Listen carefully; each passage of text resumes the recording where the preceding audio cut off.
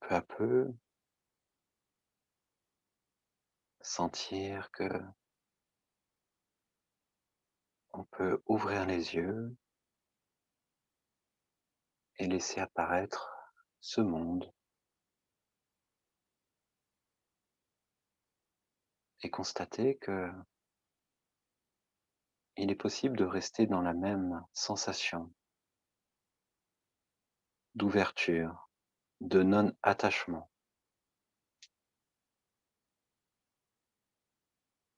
Plus de références, plus de croyances, plus de repères pour définir ce que l'on est. Et que ce qui apparaît n'est pas séparé.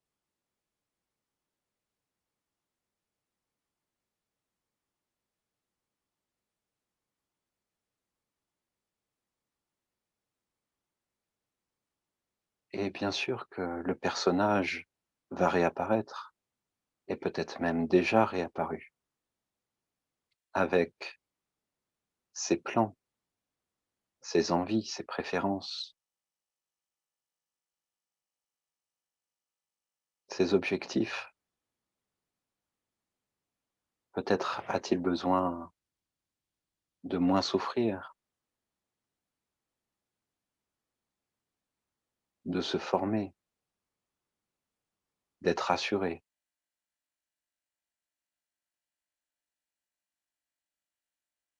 Peut-être qu'il se dit qu'il doit devenir meilleur, qu'il doit travailler sur lui-même, la connaissance de soi,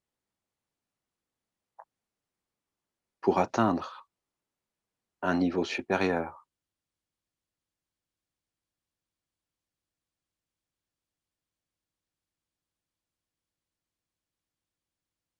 atteindre un état. Peut-être qu'il a tous ses objectifs, qu'il a des techniques, des méthodes, qu'il a entendu parler de choses extraordinaires qu'il voudrait reproduire. Ou peut-être a-t-il déjà vécu des choses extraordinaires qu'il souhaiterait maintenir, conserver, retrouver. Peut-être devenir plus lumineux, plus ouvert, plus aimant. L'amour inconditionnel, de pouvoir tout embrasser.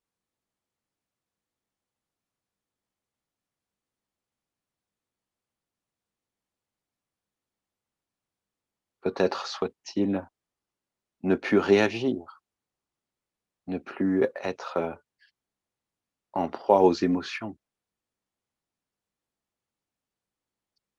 et peut-être souhaite-t-il atteindre des états comme l'éveil, la réalisation de soi, des choses qu'il a déjà entendues ou lues, des témoignages ou lors de vidéos, de satsang,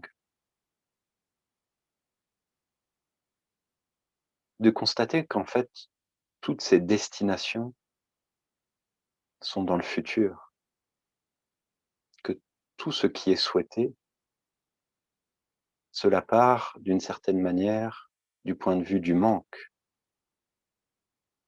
que ça confirme que ce qui serait maintenant ne serait pas suffisant, ne serait pas convenable et qu'il faudrait faire mieux, trouver mieux, atteindre mieux.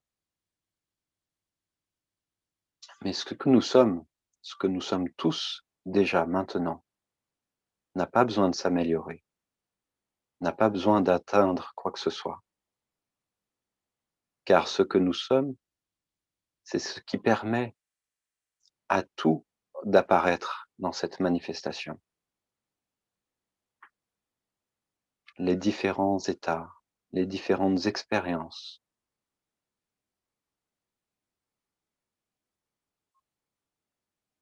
Donc de reconnaître que ce que nous sommes est déjà comblé et que le manque n'apparaît qu'au sein de la personne,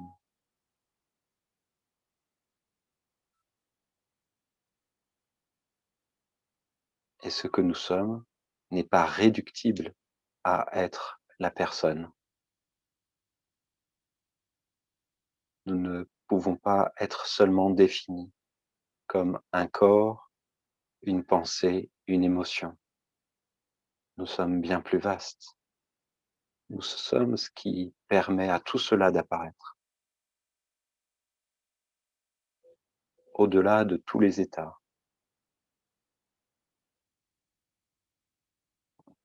Donc ce que je vous propose, si vous le désirez, c'est de laisser remonter les questions, les témoignages, tout ce qui viendrait maintenant et qui souhaiterait s'exprimer. Tout est bienvenu maintenant. Donc n'hésitez pas à prendre la parole si vous le désirez et à faire part de votre ressenti, de vos questions.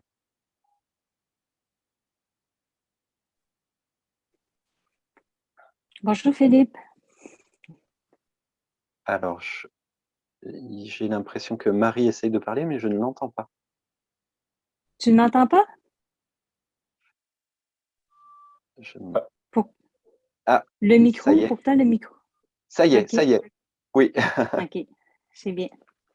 Bonjour Marie. Euh, bonjour. Tout ce que tu viens de dire, ça me parle beaucoup parce que ça fait des années que je regarde les satsangs, que j'écoute les partages. Puis, effectivement, la croyance pour le personnage est que si la conscience n'est plus identifiée, il va avoir un bien-être, mais comme la conscience ici est identifiée au personnage, même si le personnage y croit que tout est déjà là maintenant, que qu'est-ce que je suis fondamentalement n'est pas touché, il reste que le personnage est toujours en quête quand même. Puis dans les partages, j'entends souvent justement que, bon, il y en a qui sont allés en Inde, qui ont rencontré dans les maîtres, mais on n'a pas besoin de tout faire ça parce que qu'est-ce qu'on est déjà là maintenant, puis c'est pas affecté par le quotidien. Par contre, si je regarde le parcours de Philippe, le parcours de Gangamira, de Éric Barrett, ça a été tout, le personnage, ils ont tout fait qu'est-ce que probablement tous ceux qui assistent au satsang présentement, on, ben, je vais parler pour moi, là, mais il y a comme un paradoxe là-dedans, c'est qu'est-ce qu'on entend dans les partages, c'est que dans le fond, la quête n'est pas vraiment nécessaire, mais tous ceux qui font des partages, ils ont quand même réalisé une quête, puis aujourd'hui, j'ai l'impression que toi et tous ceux qui ont fait cette quête-là, puis qu'aujourd'hui, que la conscience n'est plus identifiée au personnage, euh, j'ai toujours l'impression qu'il y a, il y a une plus-value. Je pense que tu comprends ce que je veux dire. Merci beaucoup pour cette belle question, Marie. Effectivement, déjà ce que j'ai entendu de ce que tu as proposé, c'est que il y avait dans la vie du personnage l'envie de d'une certaine manière de constater que malgré qu'il y a une compréhension de ce message, il y a l'impression que le personnage est toujours dans sa vie du quotidien et que ce bien-être cherché n'est pas vraiment là.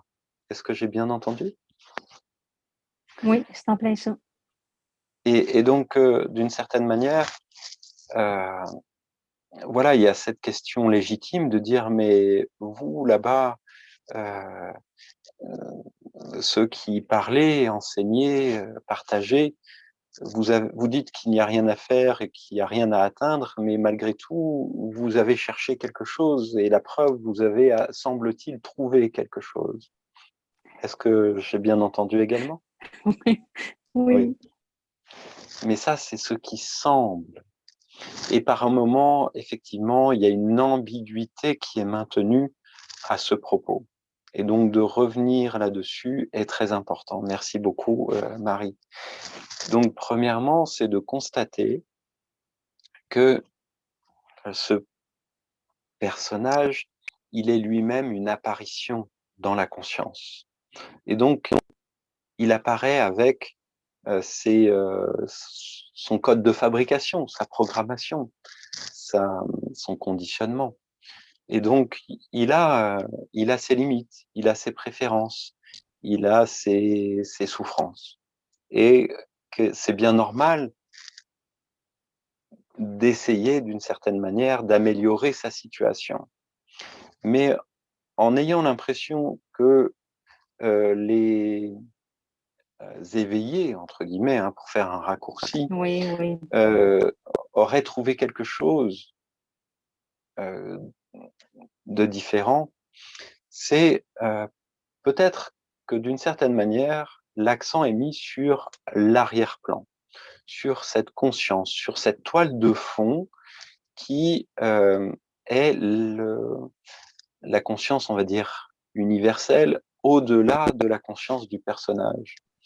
Et d'une certaine manière, euh, c'est de rester en arrière-plan, et donc du coup de ne plus être dans la souffrance du personnage. Mais cette position est une position qui ne tient pas compte justement de la souffrance, de la souffrance du personnage, qui est une réalité pour le personnage. Donc de s'échapper en, en arrière-plan et de regarder cela presque parfois avec un petit peu de dédain en disant ce n'est que de l'illusion, ça ne compte pas, c'est une négation. C'est aussi se séparer d'une forme de réalité.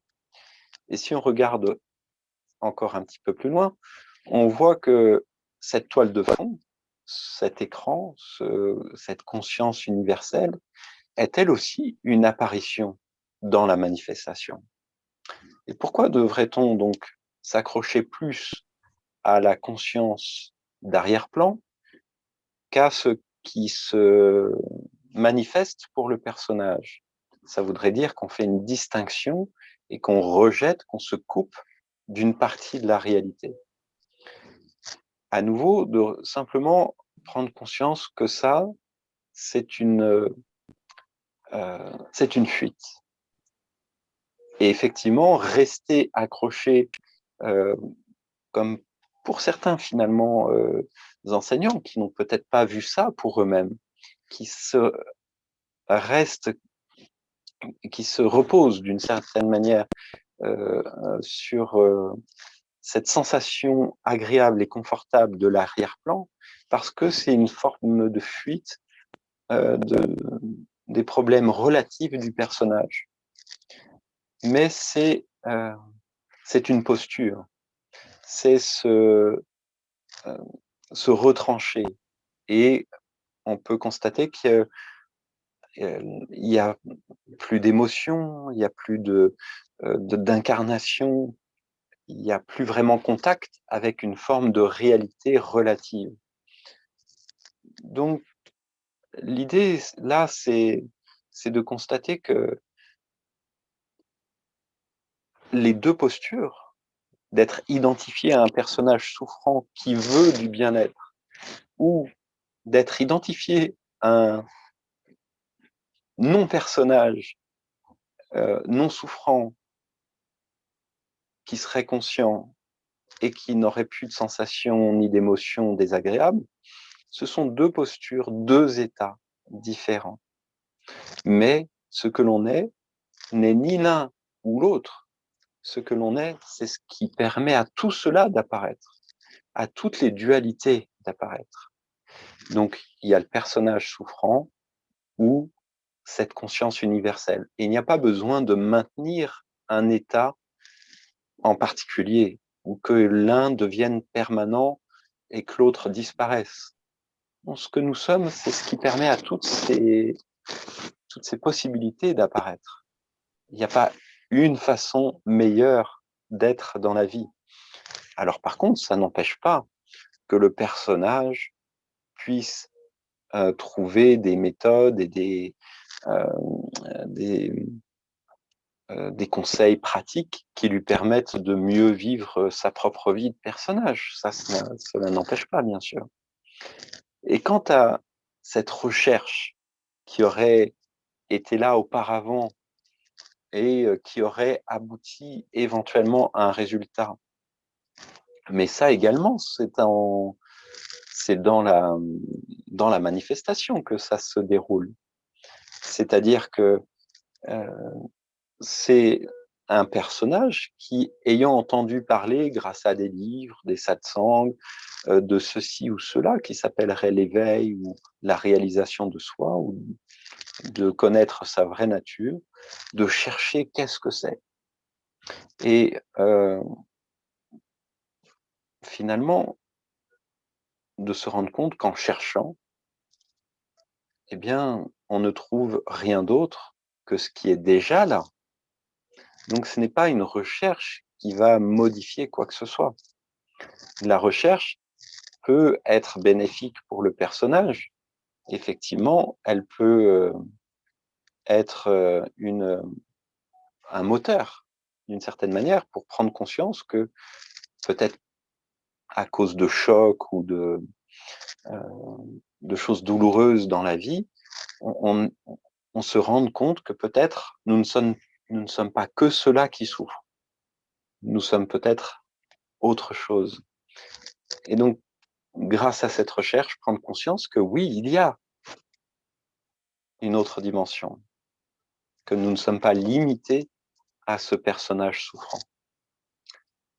Mais la recherche ne va pas faire advenir un personnage non souffrant. La recherche va simplement nous permettre de prendre conscience que ce que nous cherchons a toujours été là. Et donc, si quelqu'un euh, cherche ou va dans telle ou telle direction, c'est pas pour faire advenir ou pour devenir meilleur ou pour se purifier, pour se glorifier. D'une certaine manière, c'est de, de prendre conscience que vraiment ce que nous sommes, nous l'avons toujours été. Et que c'est pas le personnage, effectivement, qui va trouver quelque chose. Et il y a l'ego spirituel qui peut venir avec la recherche. Parce qu'effectivement, en vivant certaines expériences, le personnage peut dire: ah, j'ai vécu cela, et c'est extraordinaire. Et on ne remet pas en cause cette vérité que il y a des expériences extraordinaires. Mais ça ne veut pas dire que le personnage est devenu quelque chose de plus. C'est juste une expérience. Et euh, de trouver finalement que ce que nous sommes, c'est cela qui ne peut pas se trouver, justement.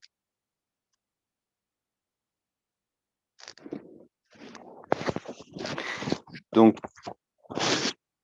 désolé, j'ai le micro qui devait frotter un petit peu. Est-ce que c'est mieux?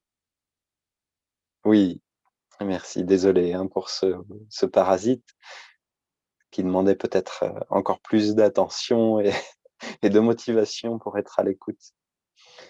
Et donc, voilà, on constate que ce que nous sommes, réellement, on n'a pas besoin de l'atteindre parce que ça ne peut pas être atteint, ça ne peut pas être défini, ça ne peut pas être attrapé, ça ne peut pas se purifier ou devenir plus grand ou meilleur.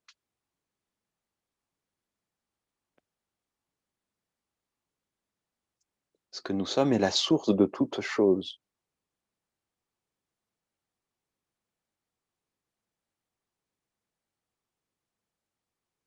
Je ne sais pas si ça répond à ta question, Marie.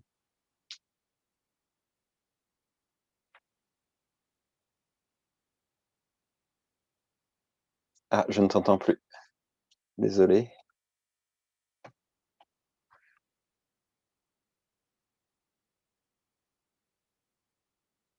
Toujours pas, toujours pas. Le micro semble coupé. Effectivement, le micro était Voilà. coupé. Quand tu partages tout ce qui est dit maintenant, est-ce que c'est dit au personnage ou c'est dit à qui ça s'adresse, le message? Merci Marie. D'une certaine manière, ce qui est dit fait partie de ce qui se manifeste et donc il n'y a pas d'intention, il n'y a pas de volonté, il n'y a pas d'auteur. Et donc, ça ne s'adresse finalement à personne en particulier, à tout le monde en même temps, dans le sens où Mm. c'est juste une apparition. Ces mots-là sont eux-mêmes dans le film, et le personnage peut en retirer quelque chose. Il peut en retirer une forme de compréhension, de goût vers la simplicité. Mais d'une certaine manière, ça ne changera rien à ce qui est déjà là maintenant pour ce que tu es au-delà du personnage. Donc ça ne s'adresse pas à ce que tu es au-delà parce que ça n'en a pas Ouais. besoin. Ça n'en Mhm. a pas besoin. Mm. Merci. Merci Marie. Est-ce qu'il y a d'autres questions éventuellement?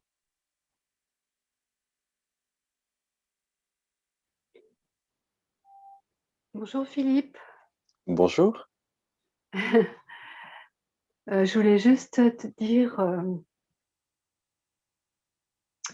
que à chaque fois que j'entends parler comme tu viens de le faire, ça pleure ici. Vraiment, je suis très touchée.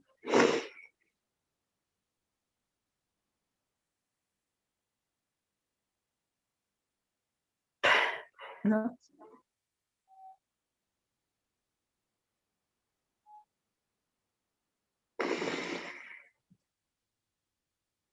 Qu'est-ce que ça vient toucher, Laurence, éventuellement? Est-ce qu'il y a quelque chose en particulier qui résonne?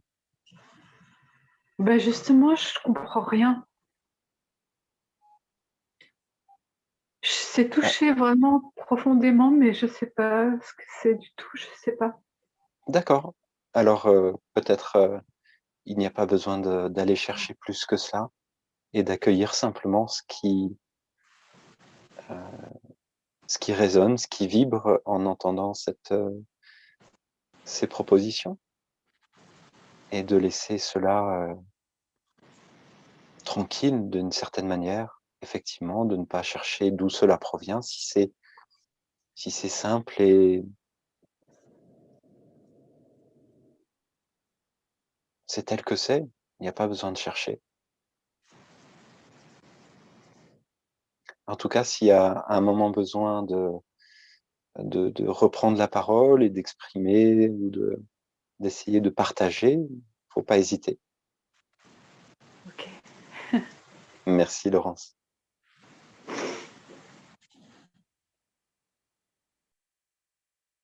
Marie-Soleil, vous voulez dire quelque chose peut-être? Il faut ouvrir le Oui, micro. Oui, voilà. bonjour. Bonjour Philippe. Ah, je suis vraiment Bonjour. contente de vous rencontrer. Moi aussi, on dirait que Enchanté. je suis bouleversée, moi aussi. Euh, au tout début de la rencontre, à travers la méditation, où ce que tu nous amènes à tout laisser tomber, nos conditionnements, les personnages et tout, et qu'on ouvre les yeux et que le monde apparaît, et on est cela dans lequel tout le monde apparaît. Ça fait que ça a fait comme je l'ai saisi, je l'ai vécu. Et ça a duré quelques secondes, pas beaucoup de temps, mais il y a eu un espace de bénédiction, je dirais. Et ce qui me touche vraiment, c'est quand tu dis on est cela qui permet au personnage d'être, qui est aussi la conscience individualisée. Et moi, ça fait des années que je cherche l'absolu. Je me trouve drôle. Parce qu'on dirait que j'ai eu une piste. Ça a fait que, tu sais, cette conscience-là qui est à travers Marie-Soleil, OK, je suis la conscience, puis là, on dirait que j'ai goûté que je suis cette source-là dans laquelle la conscience s'individualise et les personnages et tout ce qui est.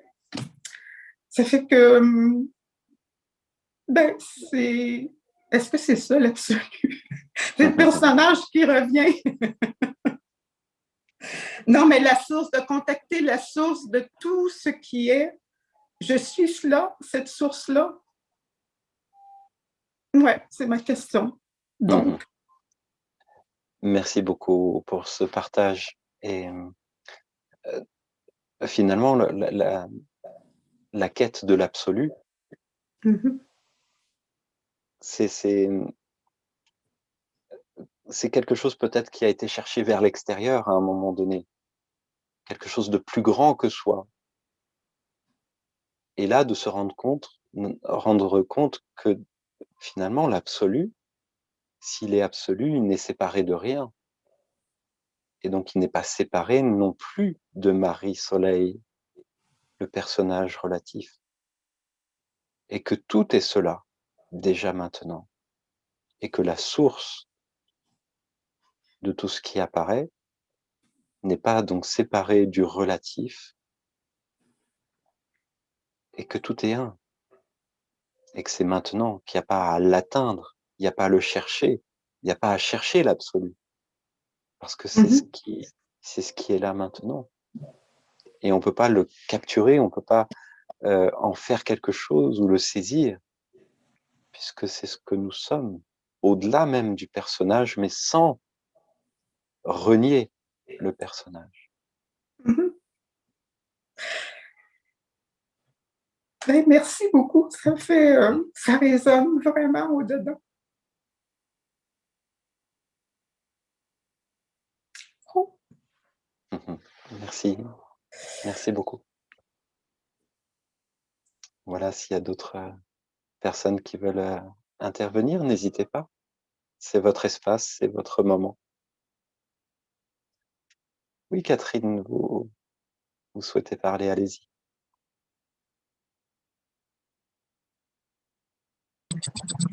Bonjour Philippe, bonjour à tous. Je voulais aussi témoigner, quand je vous entends, tout devient simple, tout devient facile, tout devient léger, tout est une évidence. Je suis ailleurs, je suis à la fois ici et dans un ailleurs qui est absolument indescriptible parce que ça fait 30 ans que je suis sur ce chemin-là et je n'avais encore jamais ressenti cela. Mais une fois la conférence terminée et mon quotidien, j'ai beau savoir que je suis cela, cette source, cette perfection, cette connaissance et ce personnage à la fois. Et j'ai vraiment là le ressenti au quotidien d'être comme le chariot au tarot, d'être vraiment en deux parties distinctes. Et ma vie là actuelle consiste à faire des allers-retours. Je suis ou ceci ou cela et je n'arrive pas à faire exploser cette division, cette séparation. Et voilà, je voulais un petit peu avoir des clés ou des compréhensions par rapport à ce phénomène. Merci beaucoup, Catherine. En fait, cela est aussi une impression de séparation. Parce que ce chariot, il a peut-être deux parties, on va dire, on va continuer avec cette image. Il a l'avant et l'arrière, par exemple. Mais on va constater que l'avant ne peut pas avancer sans l'arrière, et l'arrière n'avancerait pas également sans l'avant. Donc que tout ça ne forme qu'un seul bloc. C'est qu'une impression. Une impression qui a un avant, un arrière. Le relatif et l'absolu. Le calme et l'agité. Et en fait, toutes ces dualités, elles apparaissent au sein de la même manifestation. Et ce que vous êtes déjà maintenant, Catherine, ce n'est ni l'un ni l'autre. Ce n'est pas le calme ou l'agitation ou cette tranquillité, cette ouverture ou l'identifié, le personnage identifié qui est peut-être parfois torturé ou qui rentre dans ces complications. Ce que vous êtes, c'est ce qui permet à tout cela d'apparaître. Donc il n'y a pas besoin de faire quoi que ce soit. Ce balancier, ce va-et-vient, il peut continuer. Il ne dérange pas ce que vous êtes. Le balancier n'apparaît que dans le film de la manifestation. Et donc tous ces états, ce va-et-vient, le bruit, même le mental, le personnage, ne sont pas un obstacle à la source de tout cela. Puisque c'est la source qui permet à toutes ces possibilités d'apparaître, à cet éventail de couleurs, la vie danse à travers toutes ces possibilités. S'il n'y avait qu'une seule et unique façon d'être, complètement encadrée, sclérosée dans une seule et même vision, ça serait plus ça la vie. La vie, c'est cette danse entre tous les opposés, tous les contrastes, toutes les couleurs. Et c'est cela que vous manifestez. Il n'y a pas à retenir ou à se cramponner à un état. Effectivement, peut-être qu'il y a des états qui sont plus agréables que d'autres. Il y a des moments qui sont peut-être plus doux et euh, qui semblent être plus authentiques. Mais ce n'est qu'une apparition. Et s'il n'y avait pas tous ces contrastes, vous ne pourriez même pas dire c'est un moment agréable. Ce n'est un moment agréable que en fonction d'un autre moment, ou d'être dans une autre dimension, d'être voilà, de se sentir peut-être d'avoir une expansion de vastitude, d'unité. Mais si c'était le ressenti permanent, il n'y aurait pas de comparaison. Et il n'y a pas besoin de ressentir l'unité en permanence. C'est un ressenti. Donc c'est aussi du mental. Parce que tous les ressentis, toutes les expériences, qu'elles soient les plus mystiques, les plus élevées possibles, comme simplement tous les détails du quotidien, il n'y a pas d'échelle de valeur. Tout cela sont des apparitions au même titre dans la manifestation.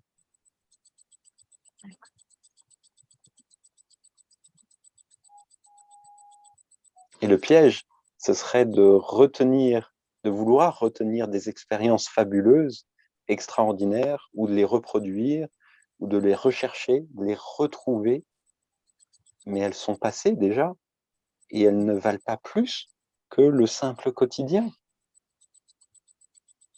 Le sacré est partout. Il n'est pas à un endroit spécial.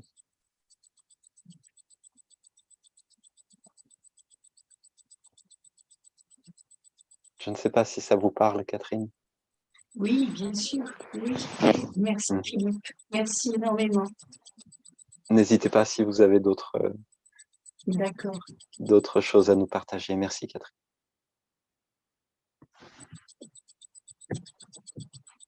Est-ce qu'il y a d'autres personnes qui souhaitent intervenir?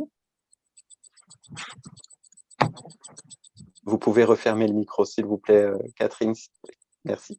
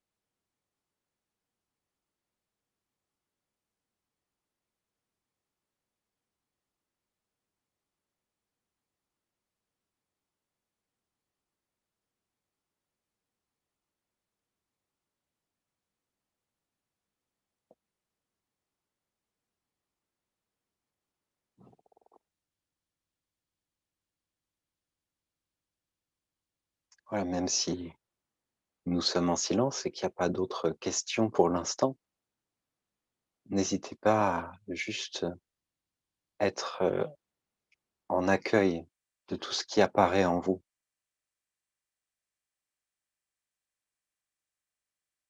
D'être bienveillant avec cette partie qui veut s'exprimer maintenant.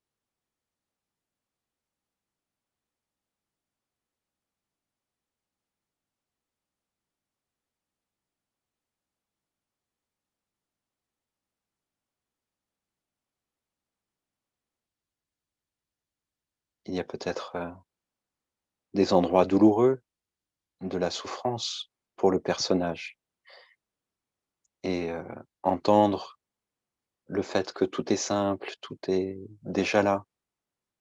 Ça peut être perturbant pour le personnage qui, lui, dans sa vie quotidienne, souffre et et voit les choses, d'un autre œil et voilà, peut-être que ça fait un décalage par rapport à ce qui est entendu ici. Mais l'idée n'est pas de rejeter la souffrance ou les douleurs et de faire comme si elles n'existaient pas, mais bien au contraire d'être en accueil, d'avoir de l'empathie, de prendre soin, comme si on était notre propre,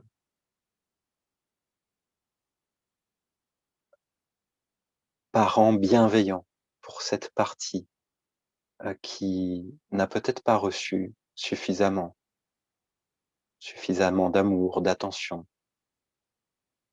de présence et qui a peut-être besoin de ces petites parenthèses de bienveillance et d'écoute. Donc si pendant un instant, on peut être juste à l'écoute de ces parties qui veulent s'exprimer, qui ont besoin de dire, de partager, de se faire sentir, sans être rejeté.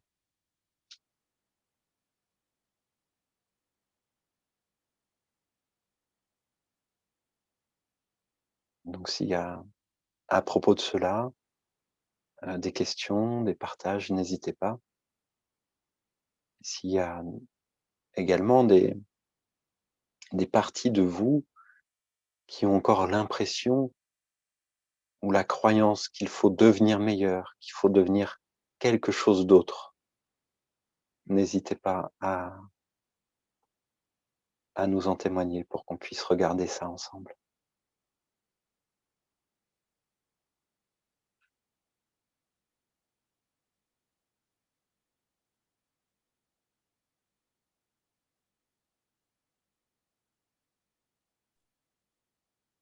Bonjour Eric, Eric, j'allais. C'est pas grave. Oui. Bonjour Alors, Susanna. oui, bonjour. Oui, je comparais le style d'Eric à toi, alors vous êtes chacun est vraiment un autre personnage, oui. Alors, tous les deux respectés, naturellement. Ma question, elle revient à Marie au début, devenir une autre chose. Non, ma question est sur chercher. Je suis comme dans le piège de dire, bon, il n'y a rien à chercher, alors on ne fait rien dans la vie. C'est plutôt ça mon piège que j'aimerais que tu travailles, tu élabores un peu, s'il te plaît. Oui, bien sûr. Mais qu'est-ce qui serait cherché, justement, si jamais il y avait quelque chose à chercher?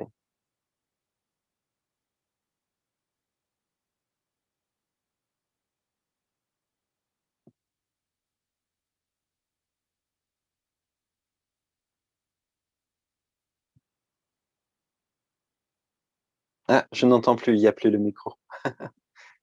Faire avancer les choses. Moi, le personnage, le monde, je sais pas, mais ne pas rester assis et dire, bon, tout est là, je ne fais rien, passif. Ça, je vais dire chercher un souhait de meilleur, comme tu dis toi, non, mais Donc, faire avancer les choses vers où, par exemple?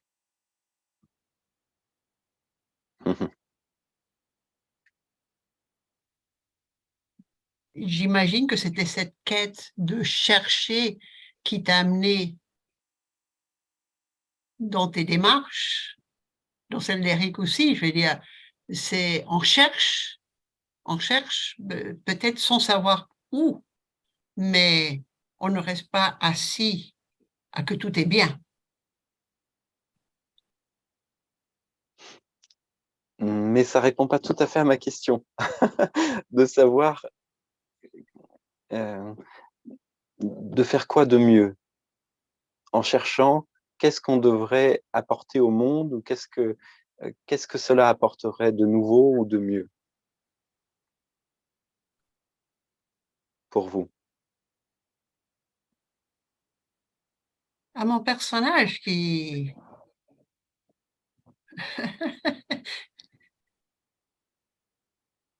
je sais pas, je vais dire, me dire tout est bien, tout est parfait, je reste là. Alors, je vais poser la question d'une autre manière. Merci. Qu'est-ce qui manque maintenant? Qu'est-ce qui manquerait pour devoir bouger et, et, et aller le chercher? Qu'est-ce qui manque maintenant?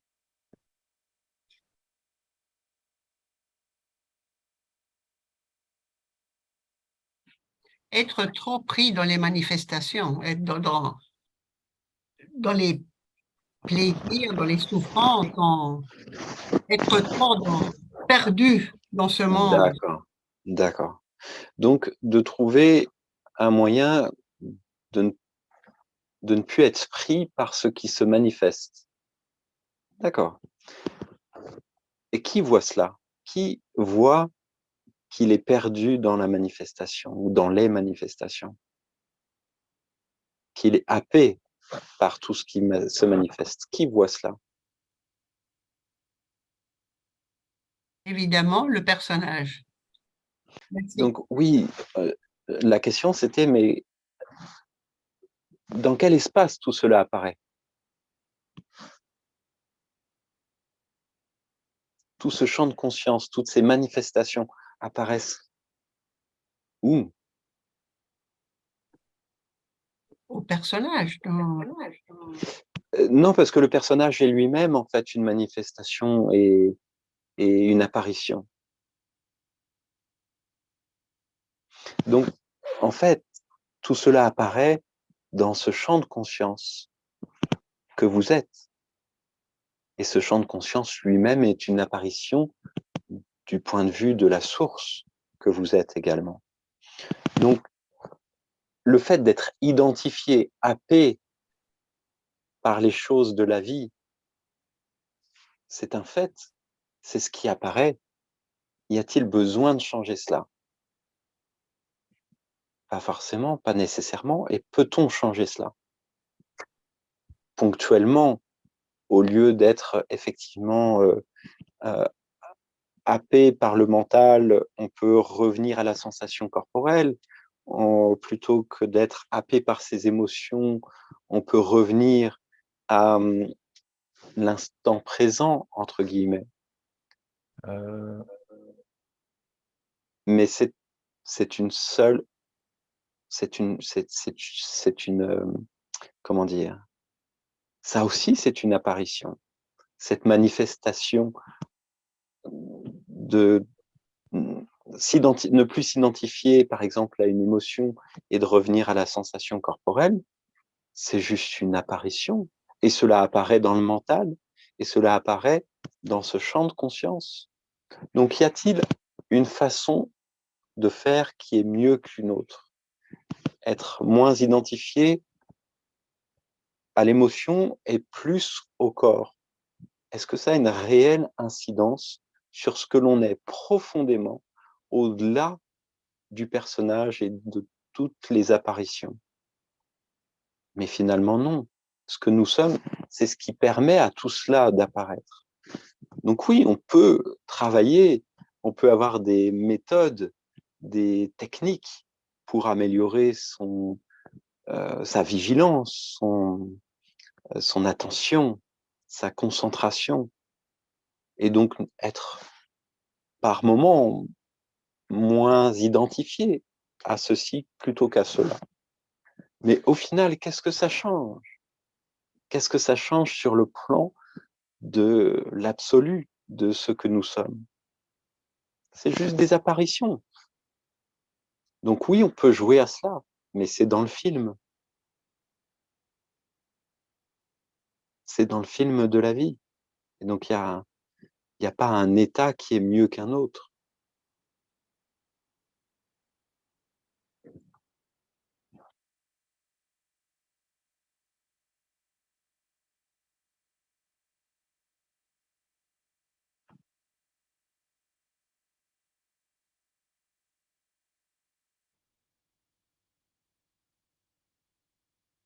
Je suis désolé si ça coupe un petit peu au niveau du son. Je ne sais pas pourquoi aujourd'hui ce n'est pas bon alors que d'habitude, voilà, ça fonctionne bien. J'en suis désolé.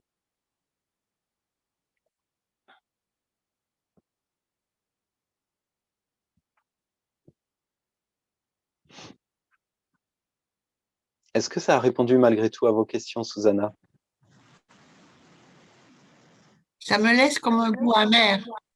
Ah ah. Et est-ce que vous voulez m'expliquer pourquoi?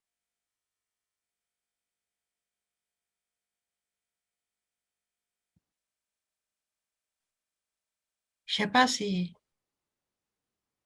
l'état du monde d'aujourd'hui,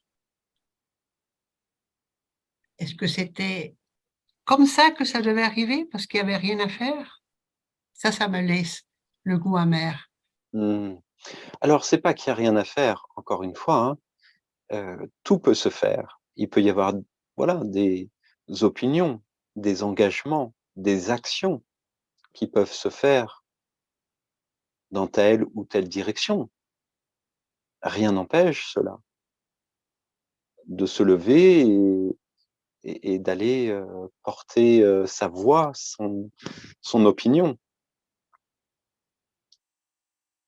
Et ça va peut-être faire bouger les choses sur le plan local, sur le plan du personnage, sur le plan de la société, bien sûr. Mais est-ce que cela va changer quelque chose pour ce que vous êtes déjà maintenant?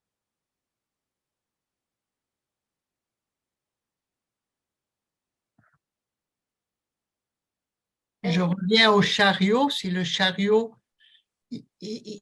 la partie de devant et la derrière doivent avancer. Alors, si on pouvait faire avancer toutes les manifestations vers quelque chose de plus positif, j'imagine que le reste aussi, là, cette pleine conscience, doit modifier aussi. Alors c'est là où toutes les images, toutes les comparaisons ont leurs limites. C'est qu'effectivement, dans le plan du chariot, on peut tout faire avancer en même temps. Or, ce que nous sommes profondément, essentiellement, avant la naissance, ne peut pas avancer quelque part. Cette, cette source, par définition, ne lui manque rien. Et on dit qu'on veut avancer vers le positif. Mais ce qui va être positif pour les uns va peut-être être négatif pour les autres. C'est dans notre culture, dans notre façon de voir les choses, qu'on voit ceci positif et cela négatif. Et c'est pour ça qu'il y a toutes ces couleurs et toutes ces possibilités. C'est qu'en fonction de nos compréhensions, nos préférences, notre éducation, eh bien, on va avoir telle chose positive et telle autre pas du tout. D'une certaine manière, si on fait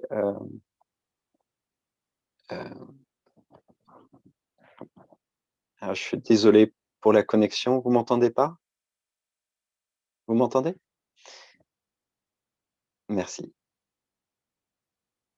Si on essaye de faire avancer le chariot, prenons conscience que nous sommes déjà non séparés de l'avant ni de l'arrière, ni de la route elle-même.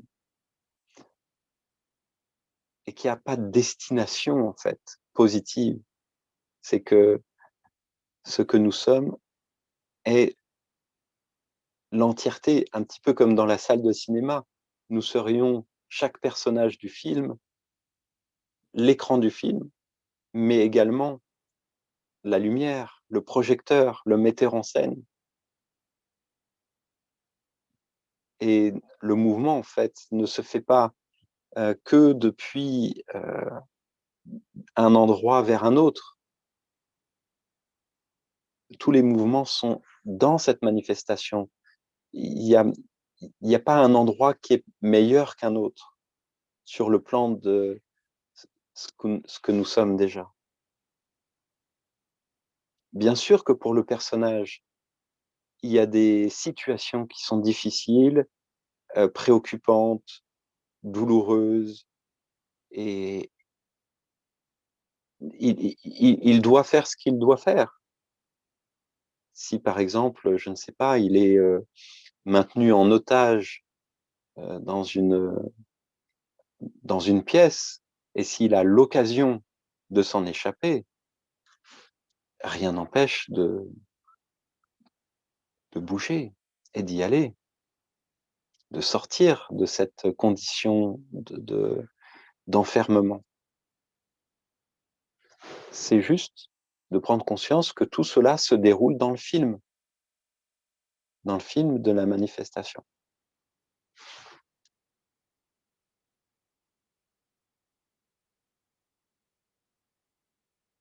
Et que vouloir changer le monde, c'est très beau. Et il n'y a pas à se retenir si on a envie d'œuvrer, d'aller dans un sens ou dans l'autre. Mais de voir que cette propension vient du personnage.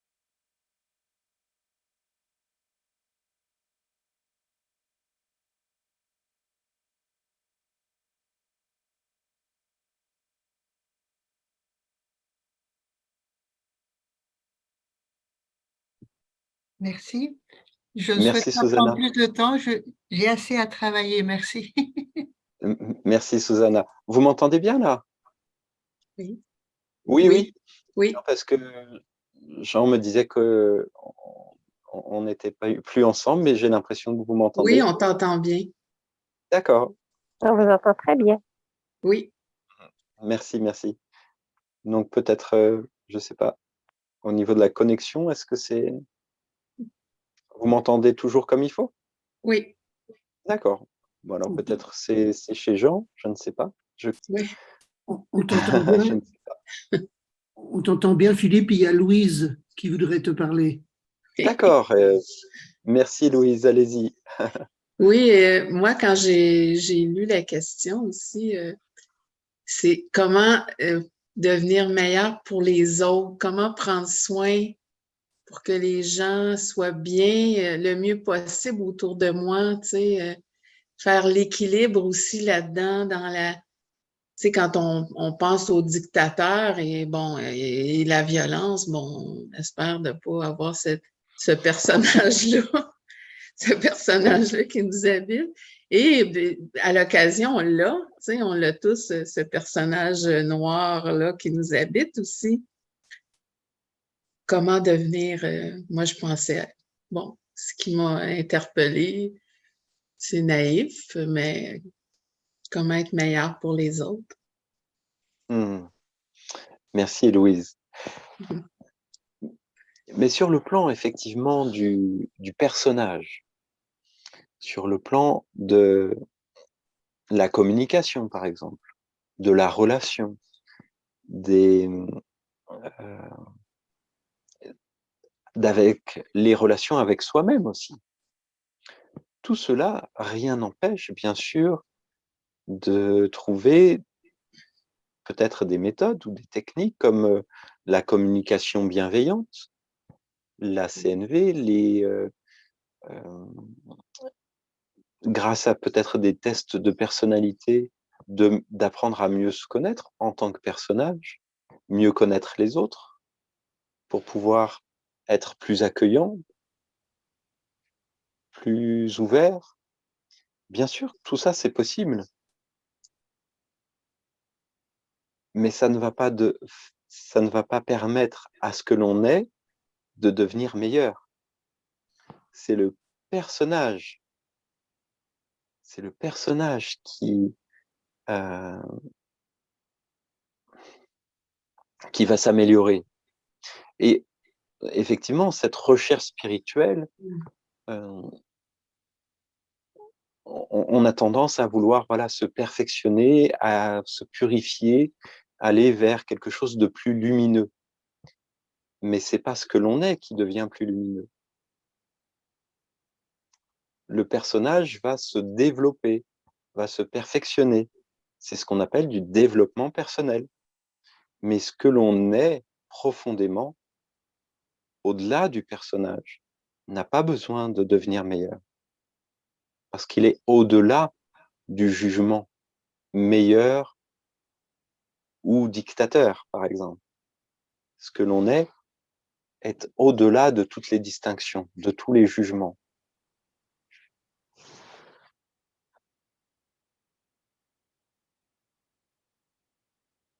C'est ce qui permet en fait à toutes les dualités d'apparaître. Donc il n'y a pas un saint, un sage, un Bouddha à qui ressembler et un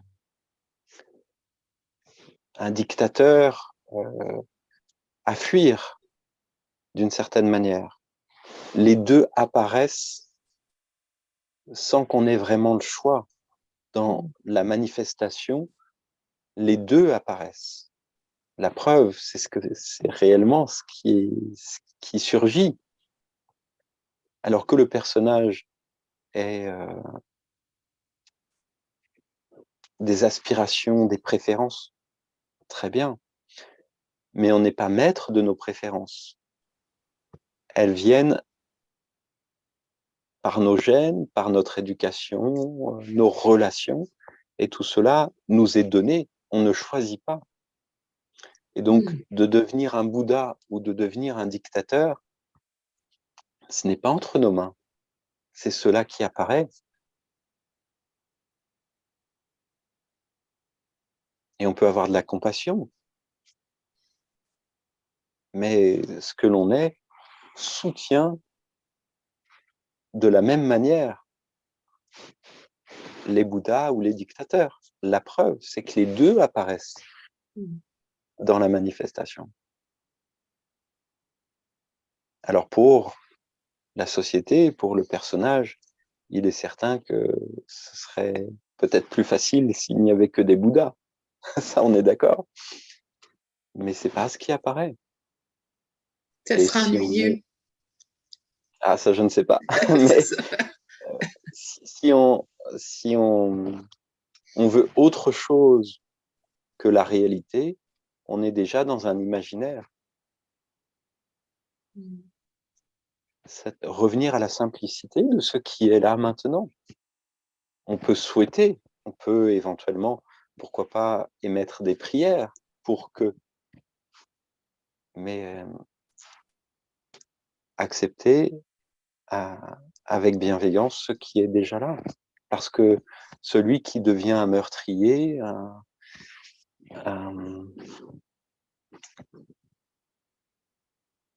un dictateur, pour reprendre cet exemple-là, n'a pas le choix finalement.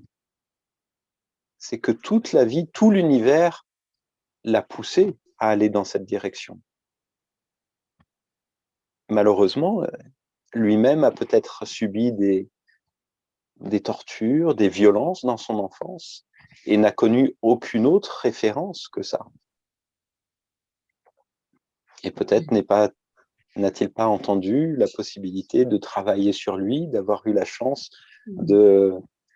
d'apprendre à méditer ou simplement d'être dans le jugement et puis dans la violence, le conflit. Ça fait partie de comment il est construit. Est-ce qu'on a choisi d'être un homme ou une femme? Est-ce qu'on a choisi d'avoir les yeux bleus ou les yeux marrons?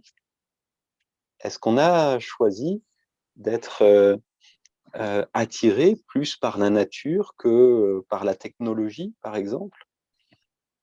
Est-ce qu'on a choisi d'être éduqués par des religieux ou plutôt par des laïcs? Non, tout ça, ça apparaît.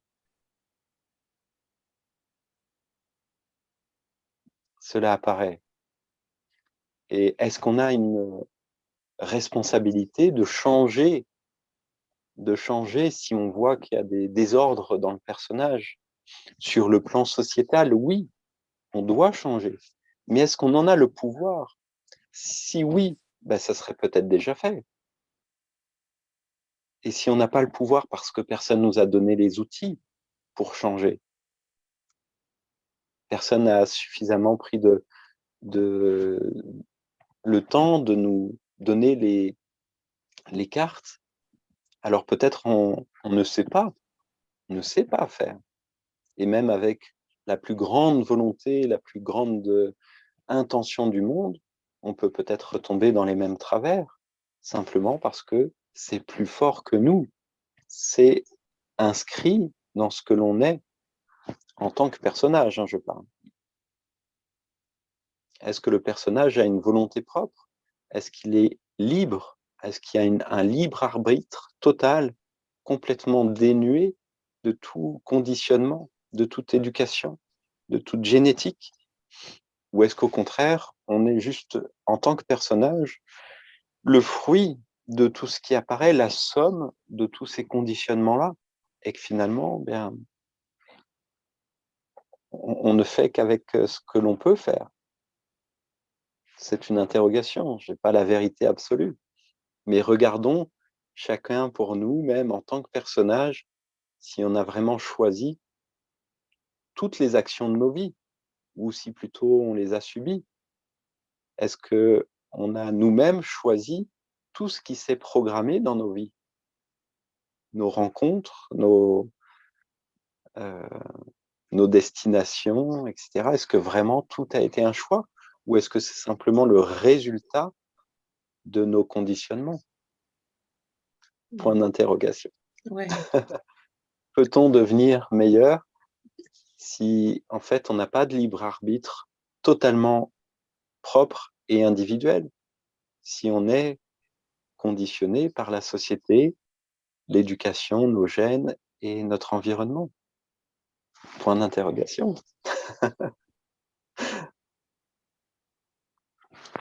Voilà, Louise. Merci. Merci à tous. Je vais redonner la parole à Jean et je suis désolé s'il y a eu des coupures ou des problèmes de micro au départ. En tout cas, mais là, c'est rétabli, ça va bien. D'accord. Ouais, En tout cas, merci beaucoup pour cette possibilité, cette opportunité, Jean, à nouveau, d'avoir pu exprimer tout cela. Et tu nous diras si l'envie se poursuit de reprogrammer une autre date. Absolument. Bientôt. Merci à tous. Merci pour Merci, votre présence. Philippe. Et vos belles questions. Merci Philippe. Merci énormément. Merci. Pour vos témoignages. À bientôt. Prenez soin de vous. Prenez soin de vous. Merci, gratitude.